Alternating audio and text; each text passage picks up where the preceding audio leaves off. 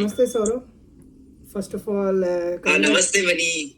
thank you so much for coming to discuss on the visa topic, which is really necessary at the moment because the visa slot is opening and it's very important for students. First question is when we can start our visa process. I mean, after getting the admissions, so when students can start preparing for his visa application and other things. So let me tell you, as soon as possible you start your visa process. That would be much convenient for you for your visa approval ratio. Okay. There is a maximum chances that you will get your visa approval in case if you will apply as early as possible you get for the visa. As early as possible. There are two types of student. Exactly. There are two types of student who book their visa appointments very delay. Okay. After August or September. And everyone knows it takes around 45 days for visa approval or rejection results. Yes. Right? And there is a quota system also. I would say quota system, it means like every university have limited seats for each and every course. Oh, really? I would like to, exactly. Okay. Just for an example, if anyone got admission in MBA program, okay, Masters of Business Administration.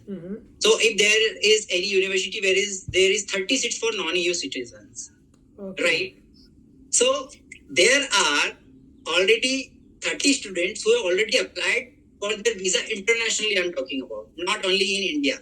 Okay. Internal, yeah. So if they already applied visa on or before July or August, right? Okay. And visa consulate or visa embassy got all the 30 visa profiles very, very strong. Okay. Yeah. Okay. So but of course they will approve their all the visas. So it doesn't matter your profile is good after you apply for a visa. Yeah. So I mean to say, first thing that you have to remember, book an appointment as early as possible you can. Okay. So you mean the pre-enrollment always start mostly in the month of June and it ends at the month of July. Exactly. In general. Almost. Okay. April, I would say May. From May, almost May to July. In between May to July, so we have to apply. Exactly. Immediately after getting the admission, we have to apply for the pre-enrollment. Then I think after 1 month you will get the pre-enrollment summary, right? 1 month. Or exactly. So as soon as we get our pre-enrollment, we should start the visa application process, right? Exactly. Right. So the second question is, that the most important thing, that is the source of income or the fund. So for example, for bachelor's and master's, so at the moment for this year, how much amount we have to show and what are the criteria are there to show this much amount, this should come from some source of income with some proof and some ITR others. So please give a detailed explanation of this bank funds. For sure. Yeah. So in your whole visa application process, most important point is your finance. Yes. Okay. Whether you got admission in any university, there are multiple students who think that I have 8.5 GPA or I have 90%. Okay. Yes. So no one is here that they will reject my visa. It's not like that, students. Right?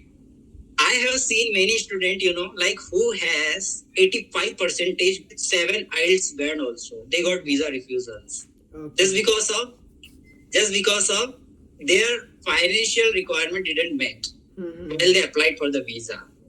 Right? So, to be very honest, the basic requirements from embassy sites for bachelor's, master's, MBBS or PhD, whatever. Okay.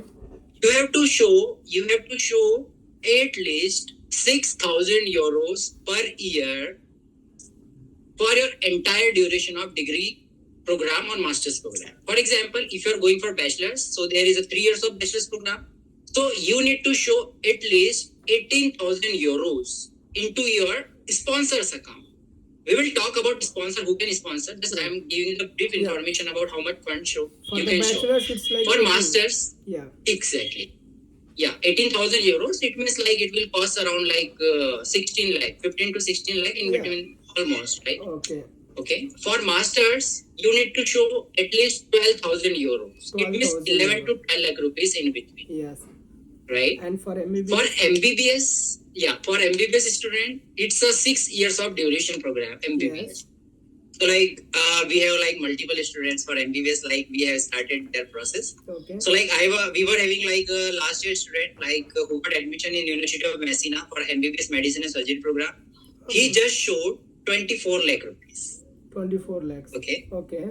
Yeah. For example, there is a calculation for 6 years, 36,000 euros. 36,000 So euros. it will, yeah, for the calculation as per 6,000 per euros, okay, it will be around 36,000 euros, but you don't need to show 36,000 euros because we belong to a middle class family, Yes, right? yes, 90% of the student. Okay. So in that case, at least you can show 20 to 25 lakh rupees, but the remaining amount that you haven't specified, you have to justify it on your cover letter, Okay. right? The remaining amount that we have sufficient fund in backup, right? And we will pay it later, Yes. right? So we have to also justify whether your financial requirements are meeting in place. If it is not meeting, so you need to justify it on your cover letter or sponsorship letter. But we have sufficient fund in backup also. Okay. We have property, right? We have fixed deposit. So definitely, if required in future, my parents is able to transfer these funds into my source account. So you need to justify. So in case of MBBS, we have to do this, right? Exactly. At least you need to show 25 lakh rupees for Okay. At least you need to. So the fund is For MBBS. clear. So now the who can sponsor? So just give clarification over it Exactly. because it's super doubt, especially Right. for most of the students. Right. Actually, I have seen recent checklist of Mumbai Embassy. Okay, I also have seen the checklist of New Delhi Embassy and Kolkata Embassy.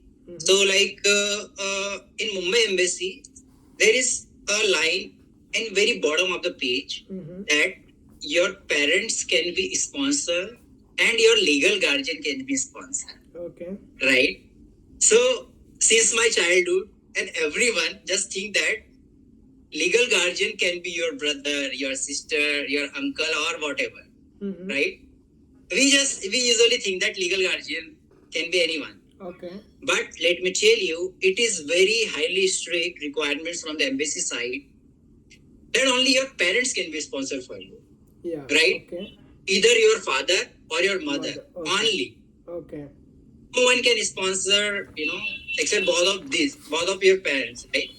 But there are some exceptional cases also. Like there are some, I'm so sorry to saying about that. There are some parents like who are not anymore right now. Yes. In that case, legally you have legal guardian. That legal guardian should be authenticated by competent court, I would say. Right? It should be, the certification will be provided by competent court. It should be very legal document that you have to attach in your visa application. In that case. Okay, so we have to take some certificate from the court. Exactly. We need to coordinate with government official authority, like who just take care of all these things, like guardian, affidavit, or documentation that you can definitely attach in case you don't have parents. In that case. Okay. Yeah. And another doubt is, for example, like some of our parents, they do not do any work and they are not earning, but their brother or sister or someone else in the family, they are earning, and if they want to sponsor, then how we have to manage this? So it's a very tricky question. Yeah. It's a very tricky question. Putting the questions from the students. So yeah. Exactly. Yeah. But I am able to definitely answer. Yeah, for sure. All the questions will be asked by you. Thank you. So I would suggest in the case where your parents don't work, so it's not a concern of embassy, right? Yes. It's their requirements. It doesn't matter. It's not their concern. Your parents work or not. Okay. So you have some alternative options, right? That you can show education loan. Okay. You can opt for education.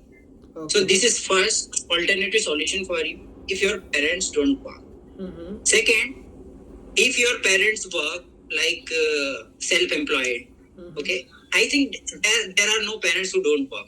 Okay, someone who has small business. Okay, some runs very small businesses. So in that case, what you can do is just you can also say some borrow some personal loan from someone.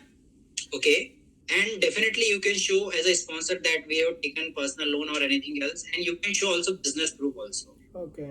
Right? If your parents are running business, so just show some funds into your account.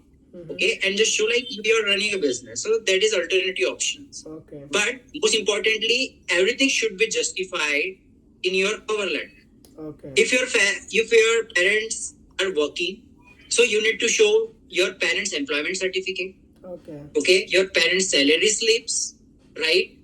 Last 6 months bank statement is required.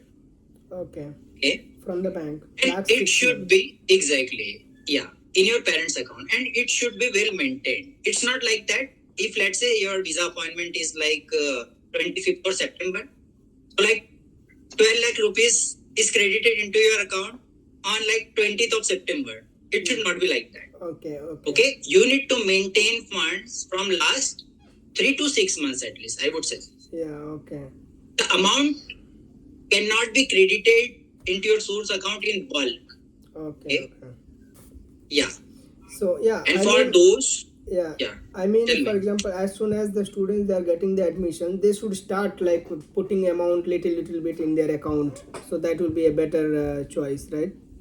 As soon as they got the Right. admission. Exactly. Education will be a better option in case if Okay. parents don't work. Okay, so before jumping to the education loan, I want to just ask a question about the ITR. I think it's a mandatory thing. So, for example, Exactly. some parents who they are like filing the ITR and they are doing business or doing the government job, so it's okay. They can show. I think last 2 year ITR something, right? Last 3 years ITR is okay, required. last 3 year ITR is required. Yes. For example, if some parents like from those who do not have proper ITR certification and other stuff, like some are farmers and some are doing like maybe some roadside work or something. So for them, how they have to justify about this ITR? So it is very clear in case those don't file ITR. So you have to prepare a farmer certificate. Okay. Like from your nearby authorities, like those people who are living in the village. So you can directly go to the Gram Panchayat somewhere like that. Okay.